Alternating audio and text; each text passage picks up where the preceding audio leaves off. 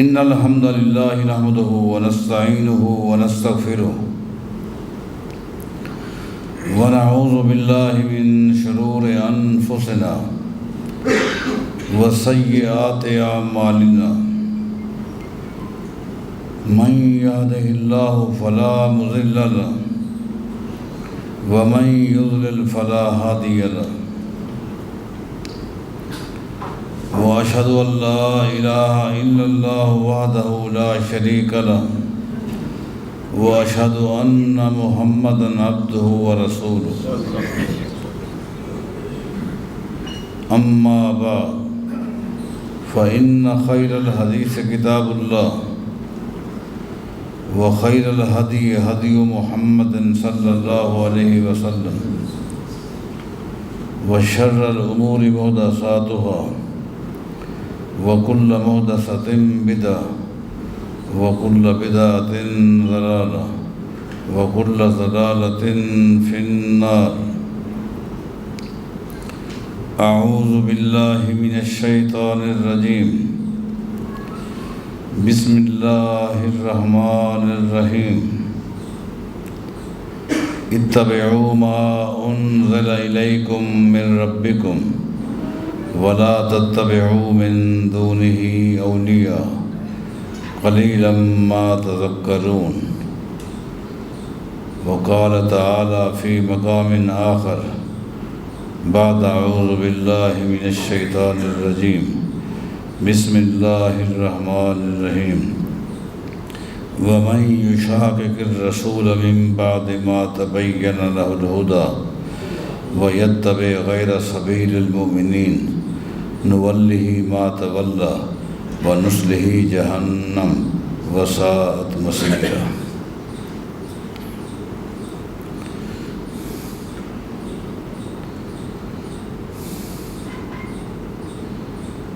اس شہر سیالکوٹ کو علمی حوالے سے ہمارے ملک میں ایک مقام اور شرف حاصل ہے جس کا ہر بندہ معترف ہے.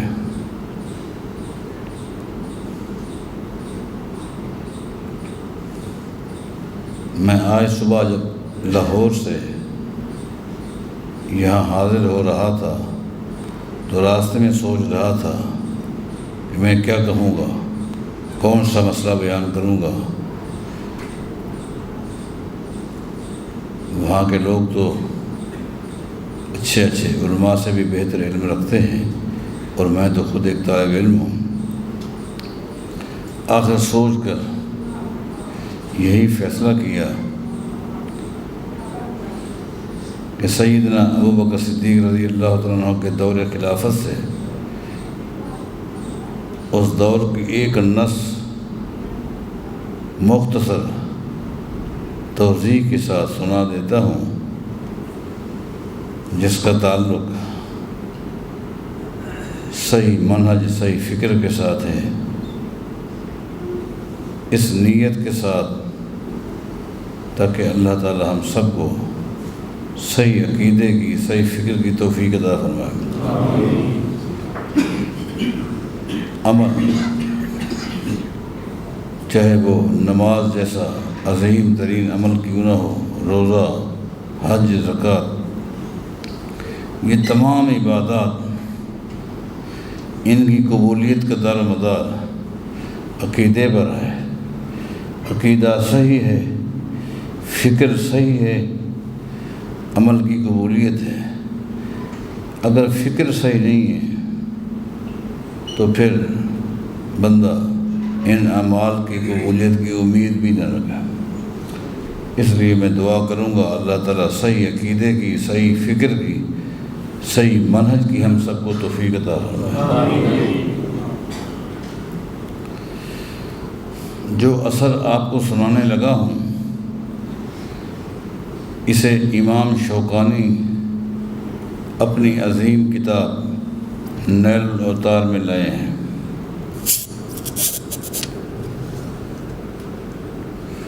سیدنا ابوبکر صدیق رضی اللہ تعالیٰ عنہ کا دور خلافت ہے. آپ اپنی شورا کے ساتھ اپنے دفتر میں تشریف فرما تھے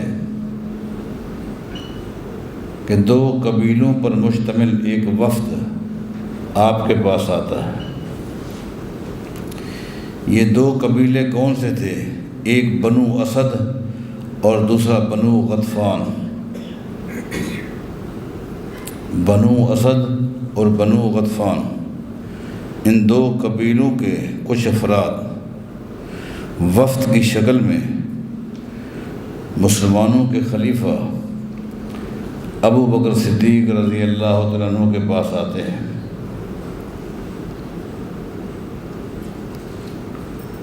انہیں دیکھ کر صحابہ کرام رضوان اللہ علیہم اجمعین خوش ہو گئے کہ یہ تو دین کے بدترین دشمن ہیں۔ آج تک تو انہوں نے اسلام کے خلاف جنگیں لڑی، انہوں نے حد درجہ مسلمانوں کو نقصان پہنچایا ہے، آج یہ خود چل کر آ گئے ہیں، اس میں کوئی خیر اور بہتری کا پہلو ہوگا۔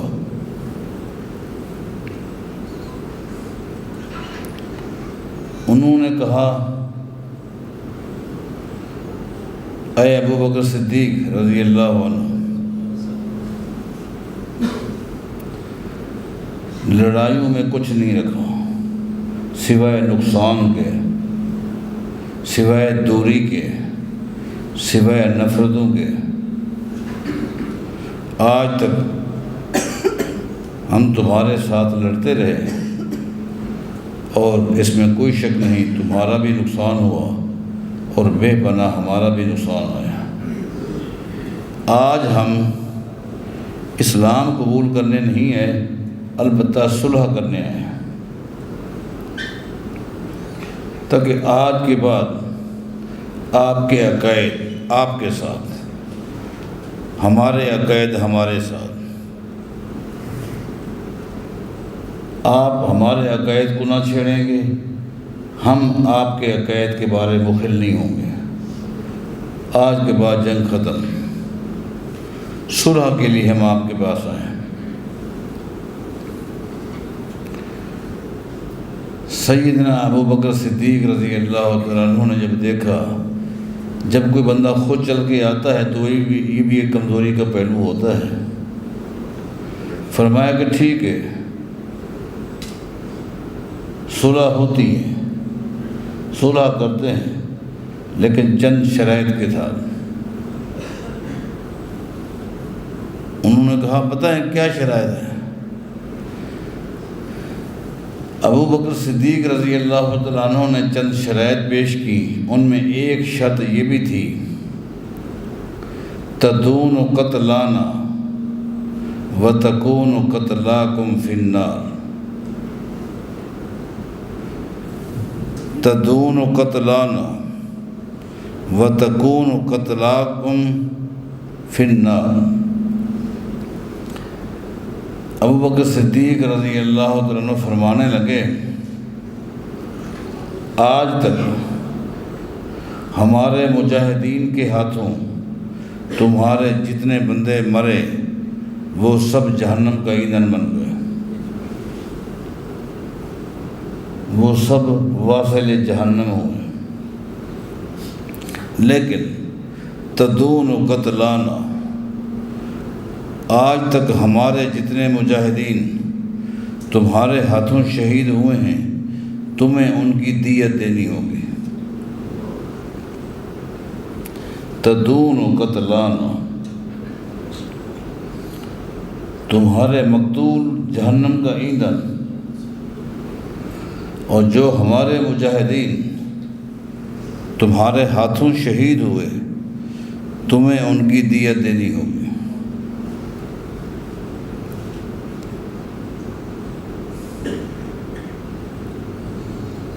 جس وقت ابو بکر صدیق رضی اللہ تعالیٰ عنہ نے یہ شرط پیش کی، ابھی بنو اسد اور بنو غطفان قبیلے کے لوگ خاموش ہیں، انہوں نے موافقت میں یا مخالفت میں شرط منظور ہے یا نہیں ہے کوئی لب کشائی نہیں کی۔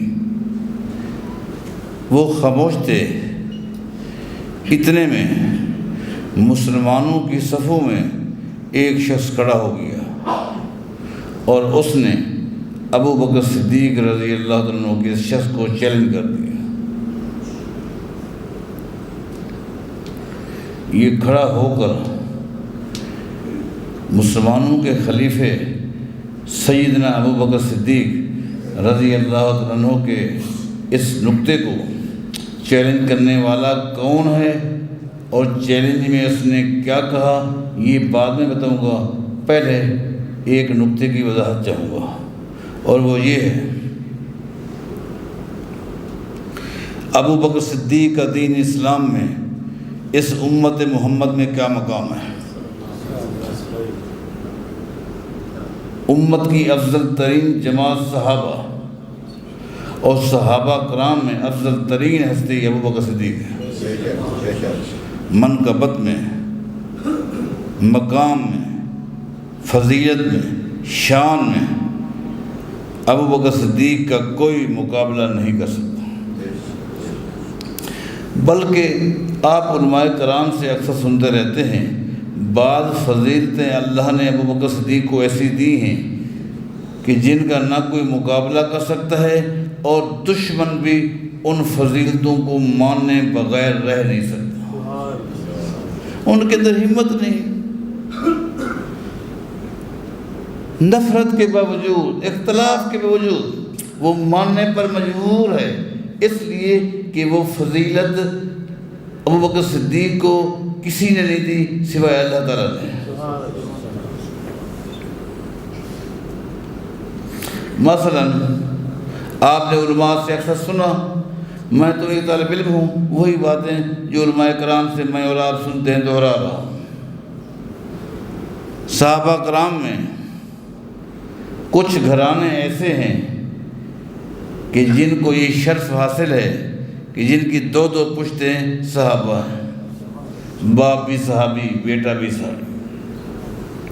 اور صحابی ہونا یہ ایک بہت بڑا شرف ہے، کیونکہ زندگی بھر کی دینی محنت سے ایک بندہ وقت کا محدث بن سکتا ہے، وقت کا امام بن سکتا ہے، وقت کا مجتہد بن سکتا ہے، وقت کا فقیہ بن سکتا ہے، لیکن ساری زندگی کی دینی محنت سے وہ صحابی رسول نہیں بن سکتا، نہیں بن سکتا۔ یہ تو اللہ کا فضل تھا، اللہ نے جس کو چاہا دے دیا۔ امام ذہبی نے لکھا ہے کہ سوید بن غفلہ کہاں سے چلے تھے، سوید بن غفلہ کہاں سے چلے، بوڑھے تھے، مسلمان تھے، عقیدہ، عمل، سب چیزیں نوٹ کر چکے تھے۔ جب اس کو پتہ چلا کہ نبی علیہ السلام کا فرمان ہے لن تمس النار من رآنی مسلمہ، کہ جس شخص نے ایمان کی حالت میں ایک نظر بھی مجھے دیکھ لیا جہنم کی آگ اس کو نہیں چھوڑے گی۔ اللہ، ایک نظر نبی علیہ السلام کو دیکھنے والے کو اللہ نے جہنم کی آگ حرام کر دی۔ اس نے بیٹوں سے کہا ساری باتیں ہیں، عقیدہ ہے، عمل ہے، نماز ہے، سب کچھ، میں نبی علیہ السلام سے ملنا چاہتا ہوں۔ بابا سفر دیکھ، عمر دیکھ، سواری کا بندوبست نہیں، سواری کا بندوبست نہیں۔ بابا کیسے ملکوں کا سفر طے کرے گا، ملکوں کا سفر، مدینہ پہنچنا کوئی آسان کام، میں جاؤں گا۔ چل پڑا، چل پڑا، رات پڑ جاتی، آرام کر لیتا، راستے میں جہاں آبادی آتی ٹھہر جاتا، سفر کرتے کرتے کرتے۔ کیا کرنے آ رہا ہے مدینہ؟ صرف نبی علیہ السلام کو دیکھنے کے لیے، تاکہ جب آپ کو دیکھوں گا جہنم کی آگ حرام ہے۔ جہنم سے بچنے کے لیے کتنی کوشش کر رہی ہے، حتیٰ کہ مدینہ پہنچ گیا، مدینہ پہنچ گیا۔ ایک شخص سے ملاقات ہوئی، نبی علیہ السلام کہاں ملیں گے؟ اس شخص نے کہا 1 ہفتہ پہلے اللہ کے نبی فوت ہو گئے۔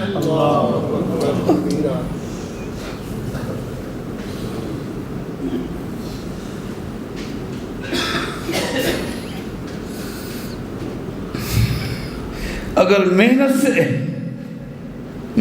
سے کسی کو صحابیت کا درجہ ملتا، اس سوید بن غفلہ کو ملتا۔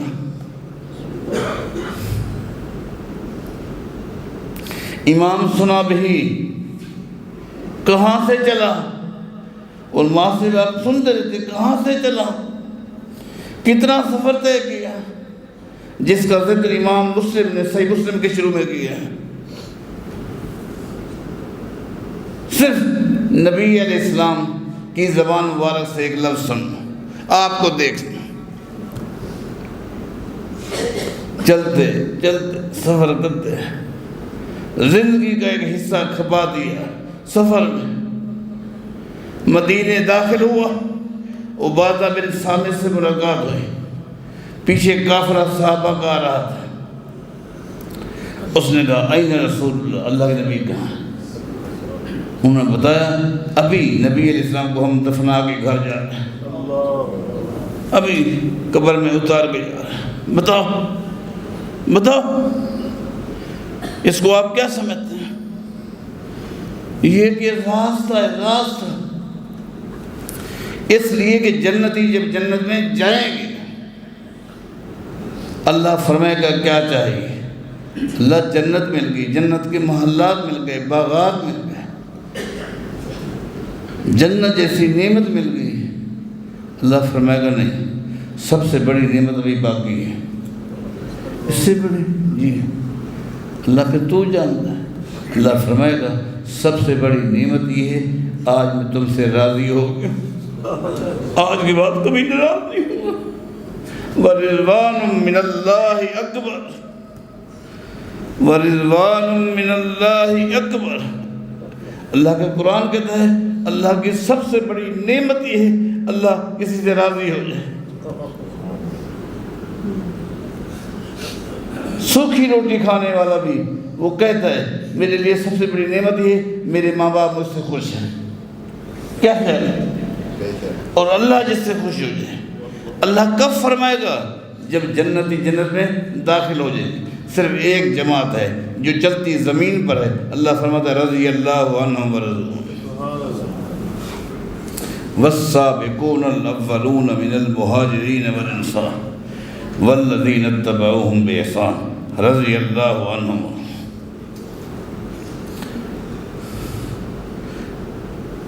ابو بکر صدیق کے بارے کہہ رہا تھا کہ بعض گھرانے صحابہ کرام کے جن میں 2 کشتے صحابہ، باپ بھی صحابی بیٹا بھی صحابی۔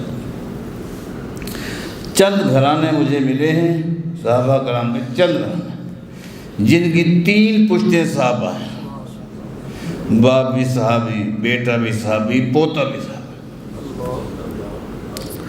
صرف ایک گھرانہ ہے لوگوں جس کو ہر شخص مانتا ہے، مانے گا، چاہے وہ اپنے آپ کو جعفری کہلائے، حنفی، مالکی، شافعی، حنبلی، کوئی بھی کہہ رہے، مانے بغیر نہیں رہ سکتا۔ اس امت میں ایک گھرانہ ہے جس کی 4 پشتیں صحابہ کی، باپ بھی صحابی بیٹا بھی صحابی پوتا بھی صحابی پڑوتا بھی صحابی، اور وہ گھرانہ ابو بکر صدیق ہے۔ کیا بات، ایک معمولی بات ہے۔ ابو قحافہ صحابی، ابو قحافہ کا بیٹا ابو بکر صدیق صحابی، ابو بکر صدیق کا بیٹا عبد الرحمن صحابی، عبد الرحمن کا بیٹا محمد صحابی۔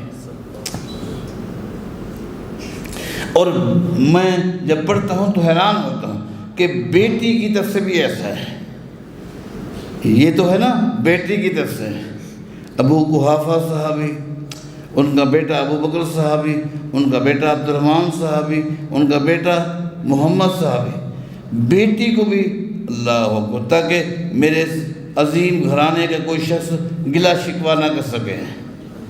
ابو قحافہ صحابی، ابو قحافہ کا بیٹا ابو بکر صحابی، ابو بکر کی بیٹی اسماء صحابی، اسما کا بیٹا عبداللہ صحابی، 4 پشتے صحابہ۔ یہ مقام، یہ شان، یہ عظمت، اس کے باوجود ایک شخص نے کھڑے ہو کر، مسلمانوں کی صفوں میں ایک شخص نے کھڑے ہو کر ان کو چیلنج کر دیا۔ میں پوچھتا ہوں، ناراض نہیں ہونا سیالکوٹ والوں، اگر ابو بکر صدیق کے فتوے کو، فیصلے کو، قول کو، فعل کو چیلنج کیا جا سکتا ہے، احترام کے باوجود، عزت کے باوجود، مقام کے باوجود، شان کے باوجود، ادب کے باوجود ان کے فیصلے کو چیلنج کیا جا سکتا ہے، تو پھر اس امت کا وہ کون سا شخص ہے جس کے فیصلے یہ قول کو چیلنج نہیں کیا جا سکتا؟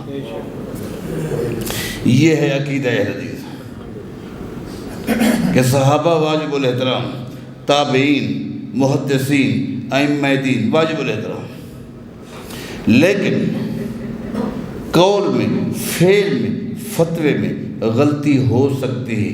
اگر کوئی ہستی قول میں، فعل میں، عمل میں، قول میں، فتوے غلطی سے پاک ہے تو وہ آمنہ کے لال، مکے کے در یتیم محمد الرسول اللہ، جن کا قول بھی غلطی سے پاک، فعل بھی غلطی سے پاک، فیصلہ بھی غلطی سے پاک۔ اور پتہ ہے اب آئیے، چیلنج کس نے کیا؟ کسی عام دیہاتی نے کیا؟ صحابہ کرام میں سے بھی بعض دیہاتی بھی تھے بیچارے؟ نہیں، ابو بکر صدیق کے اس نقطے کو چیلنج اس نے کیا، اس شخص نے کیا جو سب سے زیادہ ابو بکر صدیق کا احترام کرتا تھا۔ مزے کی بات یہ، سب سے زیادہ جو شخص ابو بکر صدیق کا احترام کرتا تھا، اپنی جان سے عزیز سمجھتا تھا، اس نے چیلنج کیا۔ اس کا نام ہے عمر بن خطاب رضی اللہ عنہ۔ فقام عمر بن الخطاب، وہ شخص کھڑا ہو گیا۔ بتاؤ، منہج کو سمجھو، فکر کو سمجھو، دین کیا ہے۔ مجھے دکھ ہوتا ہے جب میں دیکھتا ہوں، مجھے بڑی تکلیف ہوتی ہے کہ جس طرح ہم رفع الدین کرتے ہیں، حنبلی بھی اسی طرح رفع الدین کرتے ہیں، شافعی بھی اسی طرح رفع الدین کرتے ہیں۔ جس طرح ہم سینے پر ہاتھ باندھتے ہیں، شافعی بھی اسی طرح سینے پر ہاتھ باندھتے ہیں، حنبلی بھی اسی طرح باندھتے ہیں، لیکن ان کے بارے کہا جاتا ہے یہ حق پر، یہ حق پر، یہ حق پر، لیکن ہمارے بارے کہتے ہیں آؤ مقابلے کرو، ہم مناظرہ کرتے ہیں۔ یہ تھا، رفع الدین تھا، منسوخ ہو گیا۔ جب منسوخ ہو گیا تو پھر آپ حنبلیوں کے بارے کیوں کہتے ہیں کہ وہ حق پر ہیں؟ شافعیوں کے بارے کیوں کہتے ہیں کہ وہ حق پر ہیں؟ آپ ہم سے مناظرے کیوں کرتے ہیں؟ ہمارے اور ان کے رفع الدین میں کیا فرق ہے؟ ہمارے اور ان کے سینے پر ہاتھ باندھنے میں کیا فرق ہے؟ سوچ سوچ کے میرا سر، میرا دماغ، سر میں درد پڑ جاتا ہے۔ مناظرہ کریں تو پھر ان سے بھی کریں، چیلنج کریں تو حنبلی کو بھی کریں، شافعی کو بھی کریں، غلط کہیں تو ان کو بھی کہیں۔ اگر رفع الدین منسوخ ہو گیا تھا رکوع میں، رکوع سے اٹھتے ہوئے، تو آپ حنبلیوں کو بھی یہ بات کہیں، مالکیوں کو، شافعیوں کو یہ بات کہیں۔ ہمارے لیے منسوخ ہے، ان کے لیے کیوں؟ کیا فرق ہے؟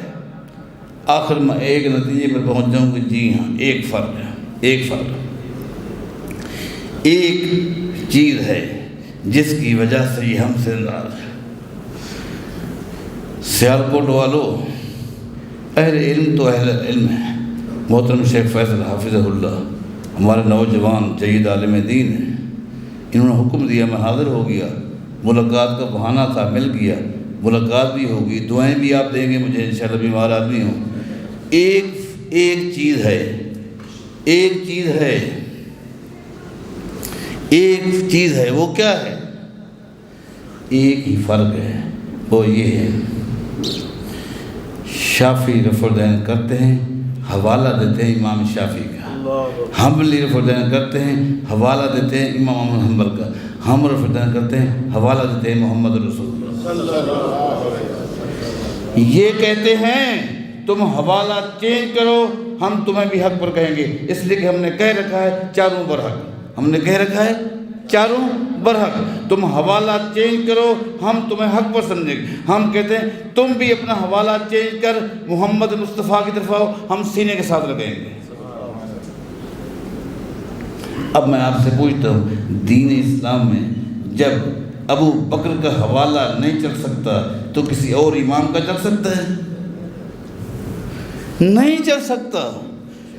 یہ منہجی باتیں ہیں، عقیدے کی باتیں ہیں، عقیدے کو سمجھو، منہج کو سمجھو، اس کے بعد عمل کرو۔ عمر بن خطاب کھڑے ہو گئے، سب سے زیادہ ابو بکر صدیق کا احترام کرنے والے کون؟ ابو بکر صدیق جب خلیفہ بنے سب سے پہلے بیعت کرنے والے عمر بن خطاب۔ عزت تو اتنا کرتے تھے، احترام تو اتنا کرتے تھے کہ ایک دن جب کہ ابو بکر صدیق تو فوت ہو چکے تھے، سیدنا عمر کا دور خلافت ہے، اپنے دفتر میں بیٹھے تھے، ایک قافلہ آیا، کہاں سے آیا اس کا ذکر نہیں، سیدنا عمر سے ملاقات کی اور دفتر کے کونے میں وہ قافلے والے بیٹھ گئے۔ اس قافلے میں سے ایک شخص نے اپنے دوستوں سے کہا، اس قافلے میں سے ایک شخص نے اپنے دوستوں سے کہا، ما رأیت خیرا قط منہ، سیدنا عمر کے بارے کہا، ما رأیت رجلا خیرا قط منہ، میں نے اپنی زندگی میں عمر بن خطاب سے افضل آدمی نہیں دیکھا۔ یہ جملہ سیدنا عمر نے سن لیا، اس کو بلایا، میرے متعلق یہ بات تو نے کہی؟ اس نے کہا جی ہاں میں نے کہی۔ امام ابن شبہ لائے ہیں اس بات کو۔ سیدنا عمر نے کہا مجھے یہ بتا، ہر رأیت ابا بکر، تو نے ابو بکر صدیق کو دیکھا تھا؟ قال اللہ، اس نے کہا نہیں، ابو بکر صدیق کو بھی نہیں دیکھا تھا۔ فما لو رأیتہ لضربتک بصوت، اگر تو نے اپنی زندگی میں ابو بکر کو دیکھا ہوتا، ابو بکر کو دیکھنے والا اگر مجھے یہ کہے ان سے افضل میں نے کسی کو نہیں دیکھا، آج کوڑے مار مار کر تیری کمر کو میں سیدھا کر دیتا۔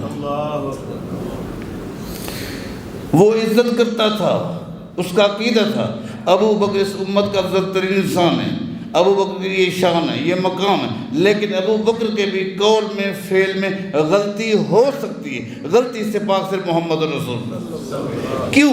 اس لیے کہ وما ینطق عن الہوی ان ہوا الا وحی، اللہ نے فرما دیا ہر آدمی گفتگو کرتا ہے اپنی سوچ سے، اپنے دماغ سے، اپنی ذاتی فکر سے گفتگو کرتا ہے، چاہے وہ صحابی ہو، تابعی ہو، کوئی ہو، لیکن میرے پیغمبر اپنی ذاتی فکر سے گفتگو نہیں کرتے۔ وَلَوْ تَقَوَّلَ عَلَيْنَا بَعْضَ الْأَقَاوِيلِ لَأَخَذْنَا مِنْهُ بِالْيَمِينِ ثُمَّ لَقَطَعْنَا مِنْهُ الْوَتِينَ فَمَا مِنْكُمْ مِنْ أَحَدٍ عَنْهُ حَاجِزٍ، اگر میرا پیغمبر دین کے مسئلے میں اپنی سوچ سے گفتگو کرے گا، میں رب اس کی گردن کاٹ دوں گا۔ اللہ اپنے وعدے میں سچا ہے، اللہ نے ایسا نہیں کیا، اس کا معنی یہ ہے کہ پیغمبر نے بھی ایسا کام نہیں کیا۔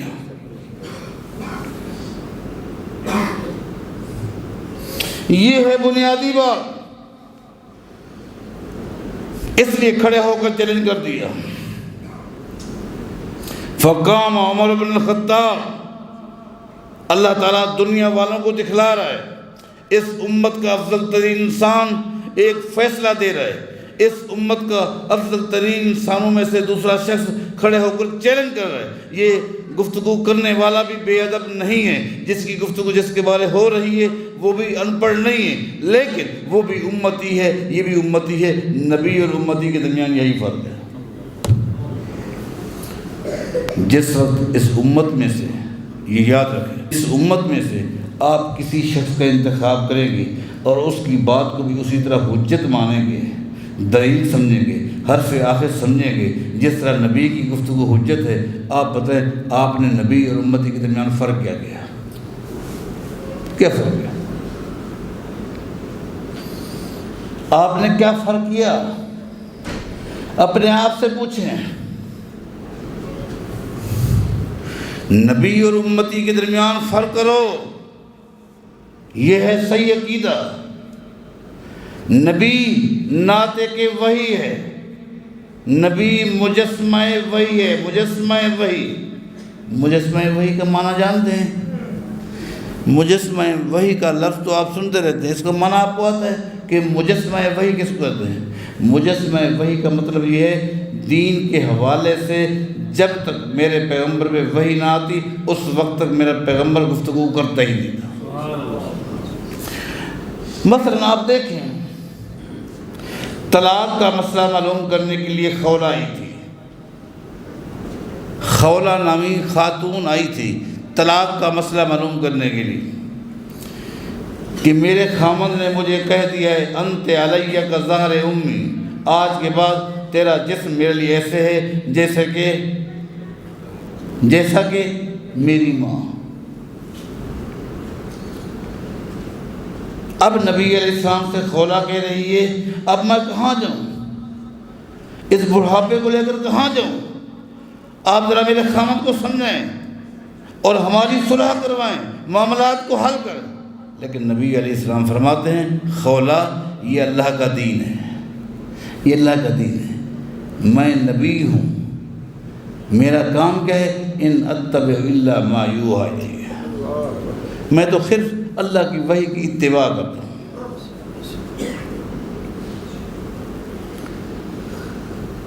میرے اندر یہ اختیار نہیں ان ابدلہ من تلقاء نفسی، دین اسلام میں لگے ہوئے نقطے کو میں ہٹا نہیں سکتا، خالی جگہ پر نقطہ لگا نہیں سکتا۔ خولہ میں کچھ نہیں کہوں گا، چلی جا۔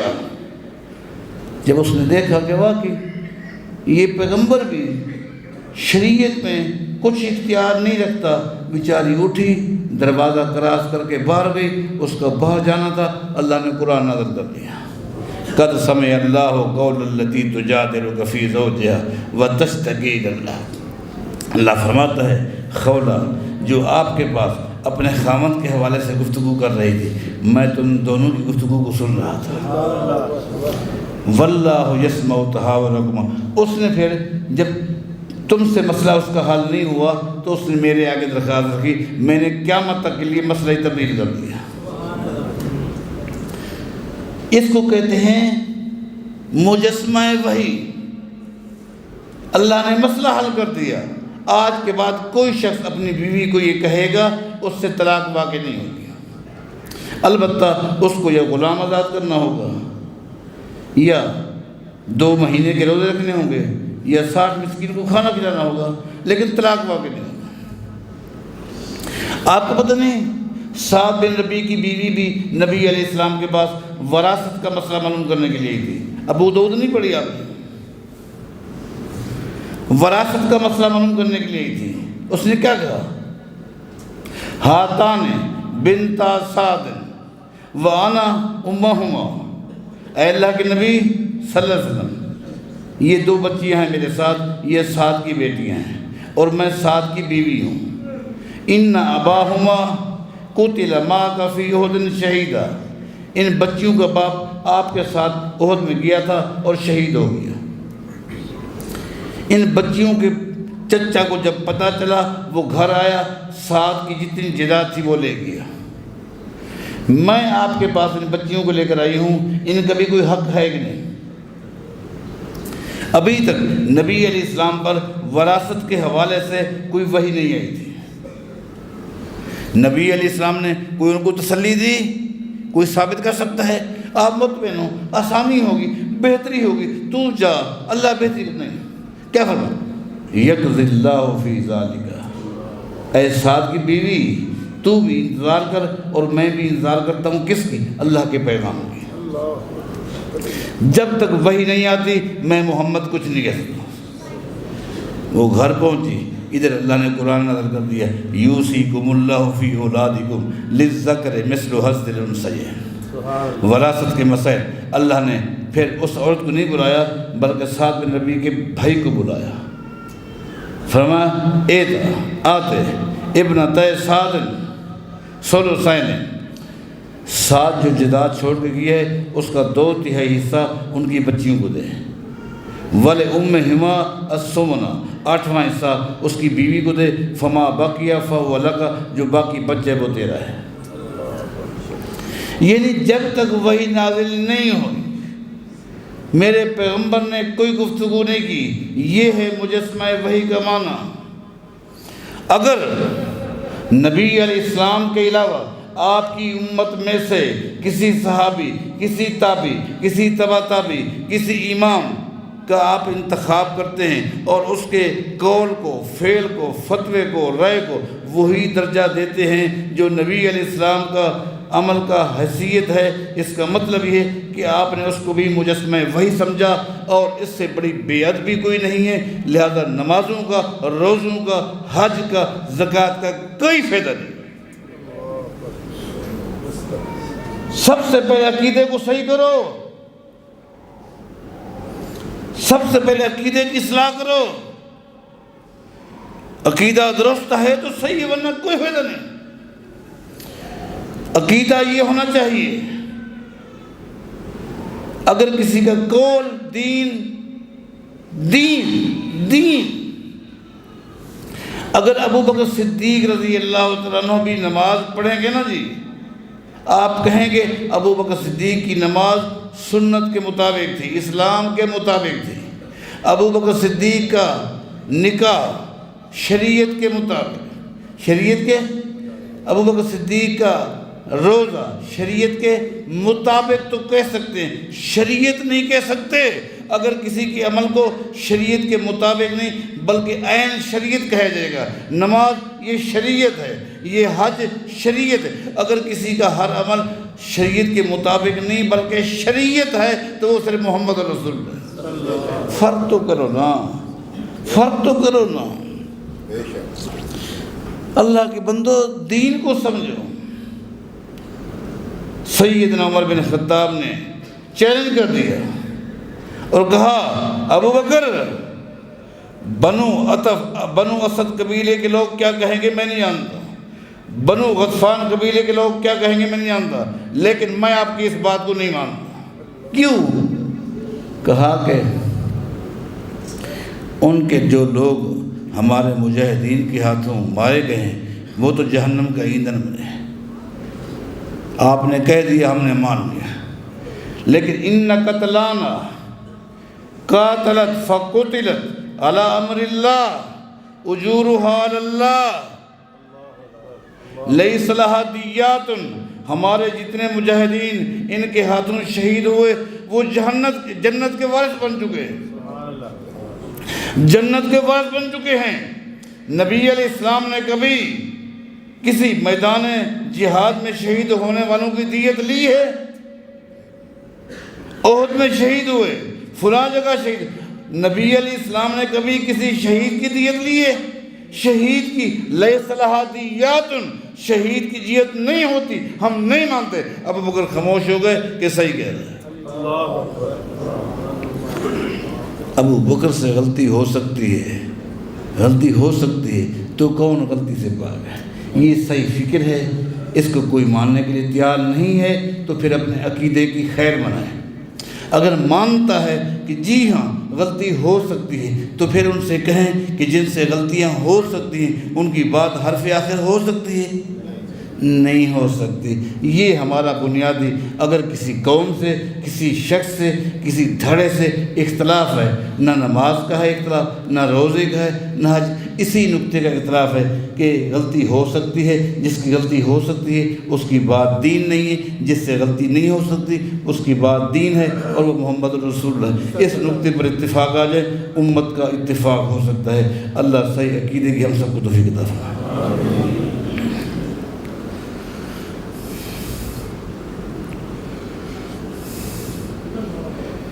ان الحمد للہ نحمده ونستعینه ونستغفره ونعوذ باللہ من شرور انفسنا وسیئات اعمالنا من يهده الله فلا مضل له ومن يضلل فلا هادي له اشهد ان لا اله الا الله وحده لا شريك له واشهد ان محمدا عبده ورسوله اما بعد فإن خير الحديث كتاب الله وخير الهدي هدي محمد صلى الله عليه وسلم وشر الأمور محدثاتها وكل محدثة بدعة وكل بدعة ضلالة وكل ضلالة في النار۔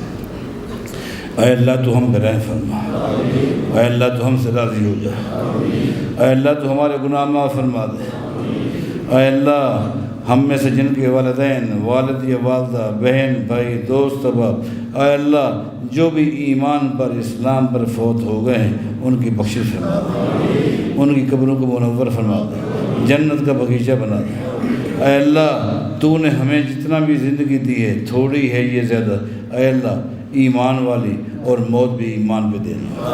اے اللہ تو ہم پہ رحم فرما دے، اے اللہ ہمارے لیے آسانیاں فرما، رزق کے حلال کی توفیق عطا فرما، حرام سے بچا، اخلاص نصیب فرما، ریاکاری سے بچا، اے اللہ شرک سے بچا، سنت نصیب فرما، توحید نصیب فرما، اے اللہ تو ہم پہ آسانیاں فرما دے، اے اللہ امت مسلمان پہ رحم فرما، مسلمان جہاں کہیں بھی ہیں اے اللہ ان پہ رحم فرما۔ اقول قولی ھذا وآخر دعوانا الحمد للہ۔